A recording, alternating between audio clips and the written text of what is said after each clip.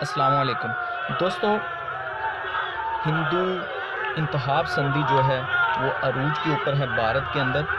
جیسے ہی یہ مسلم لڑکی حجاب کے اندر جب یونیورسٹی داخل ہوتی ہے تو آپ دیکھ سکتے ہیں کہ یہاں پر ہندوؤں نے جے شری رام کے نعرے جب لگانے شروع کیے تو اس شیرنی نے جواب دیتے ہوئے اللہ اکبر کے نعرے لگائے اور سارے ہندوؤں کو آگ بگولا کر دیا۔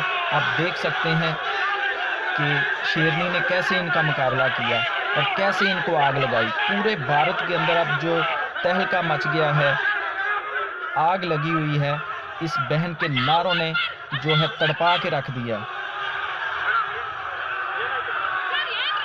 دوستو، اللہ اکبر نعرے کے اندر اتنی طاقت ہے کہ کوئی بھی کچھ نہیں بگاڑ سکتا۔ آپ دیکھ سکتے ہیں اس شیرنی کے پیچھے کتنے یہ ہندو کتے کھڑے ہوئے بھونک رہے ہیں، لیکن اس شیرنی کو کوئی پرواہ نہیں۔ وہ نعرے لگاتی ہوئی اللہ اکبر کہتی ہوئی کلاس روم کے اندر داخل ہو گئی اور یہ باہر ہی آگ بگولا ہو رہے ہیں۔